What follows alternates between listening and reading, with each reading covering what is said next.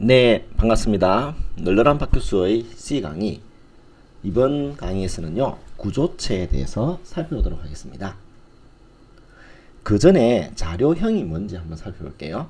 컴퓨터는 어떤 데이터를 저장해야 되겠죠. 이렇게 데이터를 저장할 목적으로 어떤 메모리를 사용하지 않습니까? 이 메모리를 사용하기 위해서, 그죠?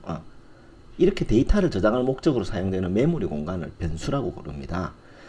그리고 이 자료형이라고 하는 것은 이 변수에 저장될 데이터가 정수 타입인지 실수 타입인지 혹은 뭐 문자 타입인지 또는 어떤 데이터 타입인지 그것을 지정하는 게 자료형이에요. 그러니까 변수나 상수들이 취할 수 있는 값과 연산은 이 자료형에 의해서 결정되는 거죠. 그죠?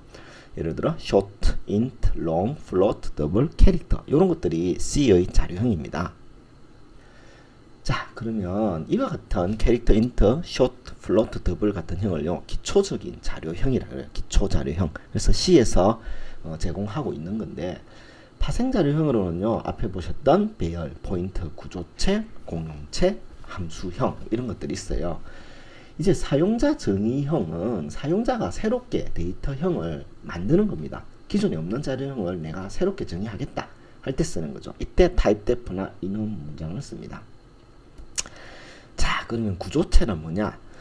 서로 다른 종류의 형 혹은 타입의 데이터가 있어요. 얘를 하나로 묶으려고 할 때 사용하는 겁니다. 자, 여기에 김자영이라는 학생이 있어요. 그럼 학번과 이 학생의 정보 중에서 학점이 있겠죠. 그래서 학번은 정수형, 최자영이라는 이름은 문자열, 학점은 실수형, 이렇게 서로 다른 형을 갖고 있어요. 그럼 우리가 int, student id, character, name, 배열이 형이죠. 그죠? 꺽쇠 10, 꺽쇠 10, 그 다음에 double grade 이렇게 돼 있겠죠. 그죠? 이렇게 학번과 이름과 학점을 하나로 묶기 위해서 struct student라고 하는 이 구조체형에다가 얘를 묶어줄 수 있어요. 그래서 개별적인 자료형을 하나로 묶을 때 사용하는 게 struct 구조체입니다. 한번 볼까요? 구조체는 기본 자료형만으로 표현하지 못하는 복잡한 형들, 즉 사람의 이름, 나이, 키, 몸무게 이런 정보들을 하나로 묶어서 표현하고 싶을 때 씁니다. 그래서 struct라고 하는 키워드를 써서 선언하는데요. 사용 방법은 이렇습니다. struct, 그 다음에 tag, 그 다음에 자료형, 멤버 1, 멤버 2 이런 식으로 쓰는 거죠. 그렇죠? 실례로 보면 struct, student. 이 student는 태그예요. struct라고 하는 구조체가 사용할 이름, 식별자, 다른 구조체랑 다른 이름이죠. 그죠? 태그라고 하고요. 그 안에 이제 멤버들이 들어가는 거죠. 여기서는 int, student id, character, name, 그 다음에 꺽쇠 10, 그 다음에 double grade 이렇게 되어 있는 거죠. 이렇게 하면 student id와 name과 grade라고 하는 이 세 개의 자료형이 한 묶음으로 처리될 수 있는 거죠. 그러면 얘를 초기화할 때는 우리 변수 초기화처럼 마찬가지로요. 중괄호 안에 묶어가지고 student, struct student s1이라고 하는 변수는 202017 0001 그 다음에 다운표 안에 kim 그 다음에 4.3 이런 실수형으로 묶고 괄호를 닫은 다음에 세미콜론을 쳐서 초기화를 할 수 있습니다.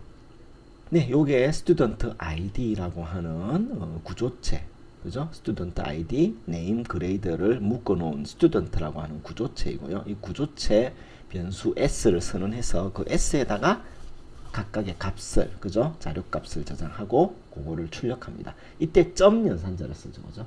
이렇게 프로그램을 짜서 실행하면 이와 같은 결과를 얻을 수 있습니다.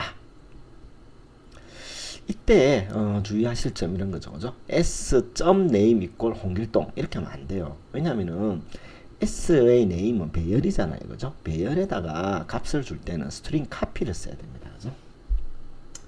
그래서 캐릭터 꺽쇠 10 타입의 배열에 직접 더블 코테이션 네이커의 문자를 어사인 할 수는 없어요. 이게 이제 처음에 프로그래밍을 짤 때 프로그래머들이 가끔 저지르는 실수 유형이죠, 그죠?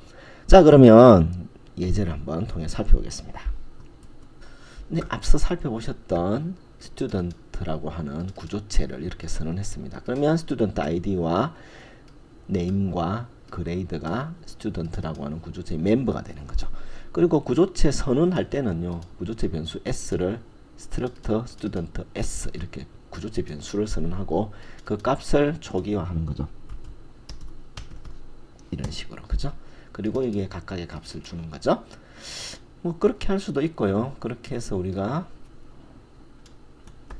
출력을 해보면 당연히 2017 1001 킴 3.4 이렇게 되겠죠. 그죠? 자, 요렇게 변수를 직접 사인해서 출력할 수도 있고요. 이 변수의 각각의 멤버에 접근할 때 여기 사용했듯이 점 연산자를 씁니다. 그래서 s.studentid string copy s.name 이런 식으로 할 수 있는 거죠. 앞서 설명드렸듯이 s.name 이걸 홍길도 이렇게 하면 어떻게 되느냐, 보시다시피 컴파일 에러가 뜹니다. 어레이 타입 캐릭터에는 어사인을 할 수 없다. 그죠? 예, 여기는 복사를 하는 거죠. 스트링 카피를 써서 문자열 복사를 해야 된다. 이렇게 알려줍니다. 자, 그렇게 해서 프로그램을 짜시면 됩니다. 자, 그러면 구조체의 활용에 대해 살펴보죠. 구조체를 멤버로 갖는 구조체도 있을 수 있겠죠. 그래서 구조체는요, 다른 구조체를 멤버로 가질 수 있고요. 구조체는 대입 연산 가능합니다. 앞에 보셨듯이 대입 가능하죠. 그죠? 그러나 비교 연산은 안 돼요. 구조체 안에 있는 개별적 데이터형은 비교가 되잖아요. 그렇지만 이 구조체 자체의 비교는 할 수 없고요. 사칙 연산이 불가능합니다. 그죠? 구조체 자체의 덧셈, 뺄셈, 곱셈, 나눗셈 얘는 안 돼요. 그리고 구조체의 배열 선언은 가능합니다. 그래서 얘를 보시면 이렇게 스트럭터 포인터 해가지고 x, y 구조체가 있죠.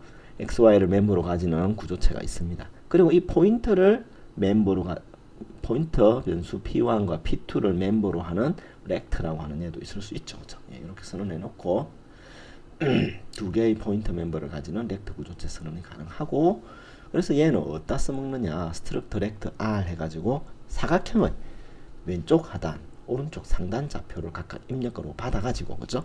각각, 그죠? 그래서 렉트 r의 p1이라고 하는 멤버의 x값, 렉트 r의 p1이라는 멤버의 y값을 각각 입력으로 받는 거죠. 그죠? 스캔F를 통해서.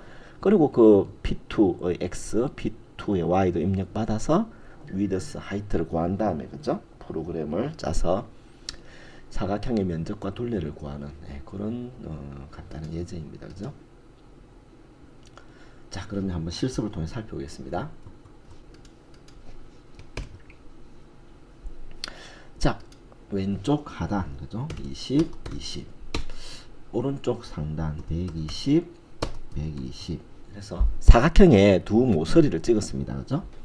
그러면 사각형의 면적과 둘레를 구하는 거죠. 이때 스트럭터 포인트라는 구조체에 xy라는 멤버가 있죠. 그 다음에 렉트라는 구조체 안에 또 구조체가 멤버로 있죠. 네, 그렇게 해서 요 r을 선언한 다음에 r의 p1 멤버의 x와 r의 p1 멤버의 y, r의 p2 멤버의 x와 r의 p2 멤버의 멤버인 y를 각각 입력으로 받아가지고 그것을 연산할 수 있습니다. 그죠? 네.